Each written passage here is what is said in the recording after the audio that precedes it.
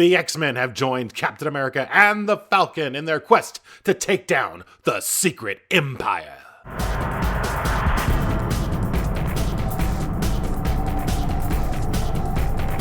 Welcome to Kevin's commentary on comics. We are now smack dab in the middle of the Secret Empire Saga, and as a brief recap, Captain America being publicly smeared by an ad campaign and then framed for murder, as well as being hunted by Moonstone, a new quote-unquote hero who is actually working for the main man behind the smear campaign, Quentin Harderman. In an effort to uncover more about Moonstone, Cap and the Falcon went to Nashville where they battled the Banshee and met up with Professor X, Cyclops, and Marvel Girl of the X-Men. Now they are working together in Captain America and the Falcon, number 173, The Sins of the Secret Empire. This one was written by Steve Englehart and drawn by Sal Buscema, with cover art by John Romita and Gil Kane. So the heroes have decided to team up, but before they can do anything, they are suddenly confronted by Nick Fury and S.H.I.E.L.D. Apparently, S.H.I.E.L.D. was in town for a different reason, but saw Cap and the Falcon flying through the sky thanks to being telekinetically transported by Marvel Girl in the previous issue, and they decided to take Cap down because, he broke out of jail and is wanted by the police and everything.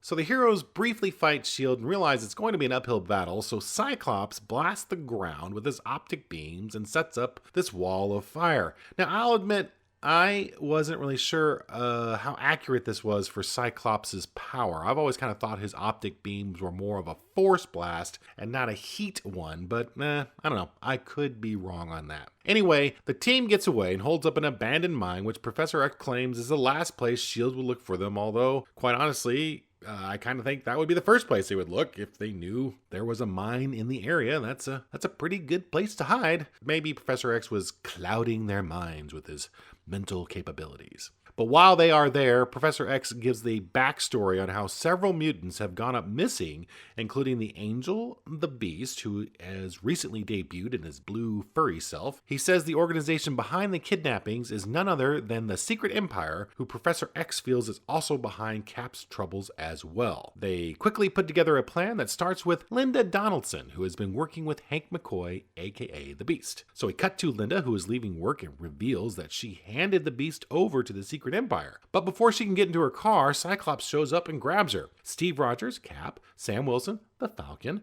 are standing by in disguise and intervene. They're acting like just a couple of well-minded citizens saving a damsel in distress. Cyclops fake attacks them and then runs off, leaving the two looking like heroes to Linda. Now, later in their hotel, a masked man shows up, this is Agent 13, and offers them a job to rob the Brand Corporation of an electro gyro. Of course, the two accept the job, and, this was actually a pretty nice little plot the heroes cooked up. Show off to Linda, who is a member of the Secret Empire, they show that there's some trustworthy dudes, and then basically get into the Empire's good graces by getting this job. The two, in their Cap and Falcon costumes, break into Brand, steal the electro gyro, but then get caught by the security detail. They get away, but mainly thanks to a Mr. Black, the factory boss, who found a note written by Cap saying he needed the gyro and would return it. Mr. Black believed Cap and let them go. The two give the gyro to Agent 13, and he leads them in a jet car that takes them to a remote location in the desert where they descend down into a staircase. Meanwhile, the X-Men show up and worry that Captain America and the Falcon may never come out of the mammoth tome they've just entered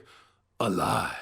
Dun dun dun! So I'm Kevin, and that was my commentary. Again, nice plan set up by the heroes to infiltrate the Secret Empire. I have to give props to Englehart on this, as it was a very well written and perfectly plausible plan, plausible for a comic book plot. I also like how they tied in Linda Donaldson from when the Beast was starring in Amazing Adventures, just after he became all blue and furry, and at that time McCoy was kind of hiding his bestial side under rubber masks and gloves, and this was obviously just before he joined the Avengers. But again, the cross continuity here was great without this being some multi-series crossover event like they do today. Subtle yet pure continuity without all the hype. My kind of comic book event, quote unquote. Next time we'll hit on an issue that was very pivotal to me in my childhood and my long love affair with comics. How so? Well, tune in next time to see. And the best way for you to do that, by the way, is to subscribe to my channel. Hey, while you're busy clicking and tapping on buttons, why not like and share this video too? It's not that much more of an effort, so do me a solid, won't ya? So until next time, have a super great day, and I will see ya.